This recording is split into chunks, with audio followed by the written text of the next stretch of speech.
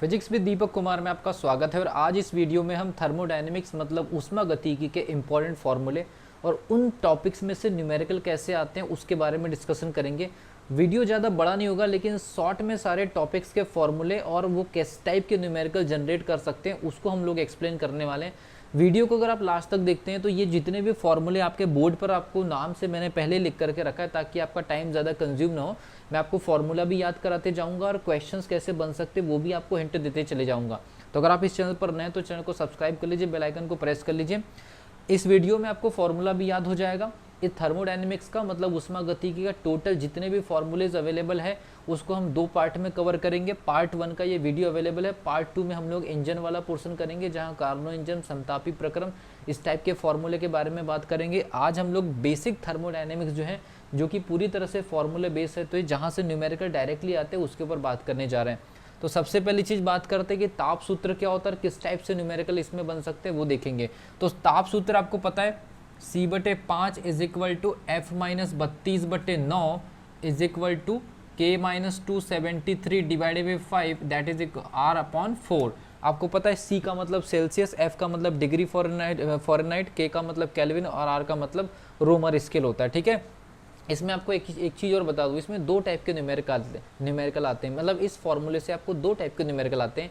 एक न्यूमेरिकल में डायरेक्टली किसी टेम्परेचर को किसी दूसरे स्केल में आपको फाइंड आउट करना होता है, और एक पर्टिकुलर स्केल में या एक पर्टिकुलर न्यूमेरिकल में होता ये है कि दो पॉइंट के बीच का गैप का न्यूमेरिकल होता है। जैसे 30 डिग्री से लेकर के 50 डिग्री के बीच में अगर एक सेल्सियस में गैप, मतलब एक स्केल जैसे सेल्सियस में गैप इतना है तो फॉरेनहाइट में गैप कितना है, तो केल्विन में गैप कितना आएगा, या फिर रोमर में कितना गैप आएगा। तो मैं आपको बता दूं हर किसी के एक एक पार्ट में कितना कितना टेम्परेचर का मान होता है। तो देखिए, सेल्सियस में एक पार्ट में एक, फॉरेनहाइट में एक पार्ट में 1.8, केल्विन में एक पार्ट में एक, और रोमर में एक पार्ट में 0.8। तो ये आपको याद रखना है। जैसे मान लीजिए कि डिग्री सेल्सियस ने 20 पार्ट अगर कवर किया है तो फॉरेनहाइट लगभग वो 1.8 गुना कवर कर जाएगा, रोमर स्केल में ये 0.8 गुना कवर कर जाएगा, केल्विन स्केल में ये 1 गुना कवर कर जाएगा।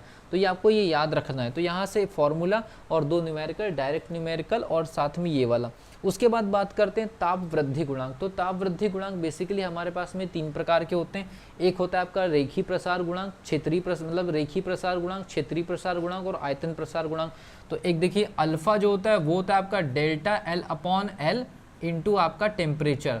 उसके एक अलावा होता है बीटा इज इक्वल टू क्षेत्रीय प्रसार गुणांक, ये होता है आपका delta A divided by A into आपका डेल्टा T। और एक होता है आपका आयतन प्रसार गुणांक गामा, ये होता है आपका delta V divided by V into delta T। तो डेल्टा T मतलब टेम्परेचर, V का मतलब आयतन से है, A का मतलब एरिया से है और L का मतलब लंबाई से। तो ये तीन प्रकार के जो तीन प्रकार के प्रसार गुणांक होते हैं, इनमें जो रिलेशनशिप होता है अल्फा बीटा गामा में 1:2:3, मतलब 1:2:3। डायरेक्ट क्वेश्चन यहाँ से बन जाता है थर्मोडायनेमिक्स के अंदर इस टॉपिक से। फिर बात करते हैं उष्मा के बारे में। तो उष्मा के बारे में डायरेक्टली इस पर न्यूमेरिकल आता है। ये फॉर्मूला आप याद रखिए। किसी भी बॉडी की विशिष्ट उष्मा उसका द्रव्यमान और टेम्परेचर चेंज की वजह से उस बॉडी के अंदर टोटल कितनी उष्मा कैलकुलेशन के लिए पूछी जाती है, ये फॉर्मूला आपको याद रहना चाहिए। इसके अलावा एक और फॉर्मूला आता है गुप्त उष्मा, Q is equal to ml। यहाँ पर ये जो L है ये गुप्त उष्मा को रिप्रेजेंट करता है।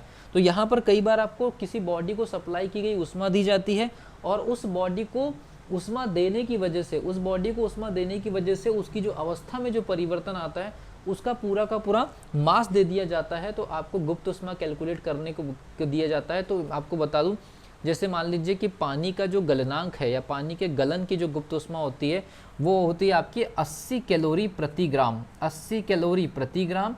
और उसके जो पानी की जो भाप की जो गुप्त उष्मा होती है वो होती है आपकी 536 कैलोरी प्रति ग्राम। तो ये आपको डाटा याद रखना है और न्यूमेरिकल के लिए फॉर्मूला आपको याद रखना है। फिर उसके बाद बात करते हैं उष्मा संचरण में। बेसिकली हमारे पास में तीन टाइप से उष्मा संचरित होती है।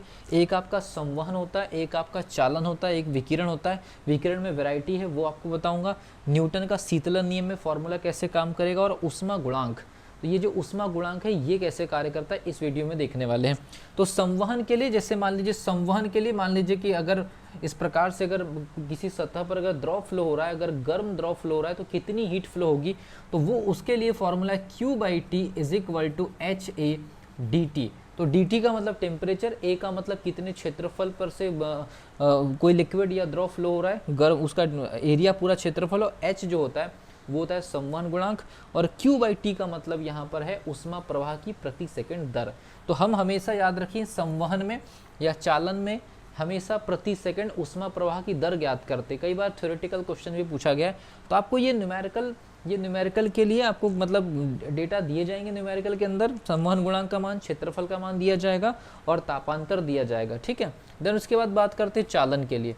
चालन में इस प्रकार से कोई ठोस बॉडी होगी, ठोस बॉडी का एक सरफेस का टेम्परेचर T1, दूसरी सरफेस का टेम्परेचर T2, या प्रारंभिक टेम्परेचर T1 और बाद का टेम्परेचर T2 है, तो कितनी ऊष्मा एक छोर से दूसरे छोर तक प्रवेश करती है चालन में। कैलकुलेशन ऐसे किया जाता है इस प्रकार से, Q/T = KA/dt/dx। यहाँ पर जो dx है इस बॉडी की टोटल चौड़ाई होगी, और a जो है वो क्षेत्रफल होगा, जिस एरिया से ऊष्मा प्रवेश करेगी, जिस एरिया से ऊष्मा प्रवेश करेगी उसका क्षेत्रफल a, तापांतर आपका हो गया dt, और dx कितनी लेंथ तक ऊष्मा जा रही है वो हो जाएगा dx, और k जो हो जाएगा वो हो जाएगा आपका चालन गुणांक। हर एक बॉडी का अलग अलग चालन गुणांक होता है, ठोस बॉडी के लिए ये परिभाषित है। प्रति सेकंड ऊष्मा प्रवाह, जैसे कि मैंने आपको बताया। देन उसके बाद बात करते हैं विकिरण। तो विकिरण में बेसिकली हमारे पास में दो फंडामेंटल है, एक तो आपका किरचॉफ का नियम है, स्टीफन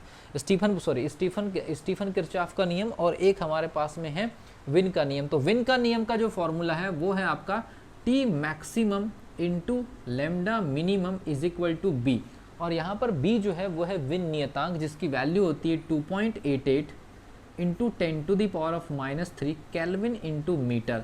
तो याद रखिए डायरेक्टली क्वेश्चन आ जाता है विन के नियतांक के ऊपर। और विकिरण में एक और कंडीशन है, मैं यहाँ पर डायरेक्टली लिख दे रहा हूँ आपको। विकिरण में एक और कंडीशन आती है, Q/T = sigma T⁴ A T, और ये E, यहाँ पर ये ATE क्या है तो आपको बता दूँ, सॉरी T नहीं, E जो है हमारा उत्सर्जन गुणांक होता है, इसका कोई मात्रक नहीं होता है। A जो होता है आपका एरिया, यूनिट एरिया, और T जो होता है सरफेस का टेम्परेचर, और सिग्मा जो है ये है आपके लिए उत्सर्जन गुणांक, ठीक है। और Q/T ऊष्मा प्रवाह, तो इसकी जो वैल्यू होती है 5.68 इंटू 10⁻⁻8, इसका मात्रक आप देख लीजिएगा। उसके बाद फिर हम बात करें तो ये हो गया विकिरण में, एक आपका स्टीफन बोल्ट्जमैन का नियम और ये आपका विन का नियम। तो विन के नियम का formula T maximum into lambda minimum. Temperature ज़्यादा होगा तो तरंग दैर्घ्य कम होगी, तरंग दैर्घ्य ज़्यादा होगा तो टेम्परेचर कम होगा, ठीक है भी। न्यूटन का शीतलन नियम, तो न्यूटन का जो शीतलन नियम है, न्यूटन का शीतलन नियम dt/dt = K, और ब्रैकेट के अंदर रहेगा T1 + T2 / 2 - T0। तो T0 वातावरण का टेम्परेचर होता है, T1 और T2 जो है प्रारंभिक तापमान और अंतिम तापमान हो गया, और यहाँ पर एवरेज लिया जाएगा 2 से, और K जो है शीतलन की दर, शीतलन नियतांक है। अलग अलग द्रव अलग अलग टाइप से ठंडे होते हैं, इसलिए शीतलन नियतांक भी अलग अलग होगा। और dt/dt कैपिटल T टेम्परेचर है और स्मॉल t टाइम है। तो ये आपके न्यूटन के शीतलन नियम के लिए फॉर्मूला है, ठीक है। और इस पर न्यूमेरिकल बहुत आते हैं। ऊष्मा गुणांक, एक्चुअल में ऊष्मा का परावर्तन गुणांक होता है, ऊष्मा का अवशोषण गुणांक होता है, और ऊष्मा का ट्रांसमिशन गुणांक होता है।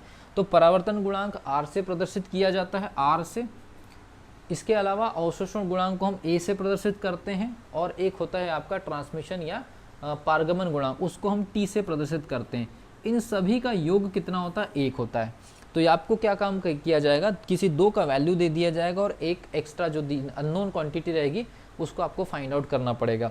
तो याद रखिए अवशोषण गुणांक, एक परावर्तन गुणांक, और एक आपका पारगमन गुणांक, ट्रांसमिशन गुणांक, एब्जॉर्प्शन गुणांक, और एक आपका रिफ्लेक्शन गुणांक। तो ये तीनों का जो योग होता है 1 होता है।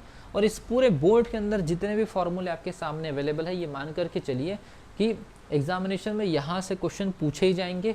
और मैंने आपको सारी सिचुएशन बता दी। तो ये पार्ट 1 वाला वीडियो था। पार्ट 2 वाले वीडियो में और भी आपके सामने कई फॉर्मूलेज में रखूंगा, और पार्ट 2 में कोशिश ये होगी कि सारे के सारे थर्मोडायनेमिक्स के सारे फॉर्मूले आपके सामने होंगे, और ये फॉर्मूले आप याद कर लीजिए। और आप लोगों के लिए बहुत इंपॉर्टेंट फॉर्मूले हैं एग्जामिनेशन पॉइंट ऑफ व्यू से। तो मिलता हूँ अगली वीडियो में, तब तक के लिए wish you all the best.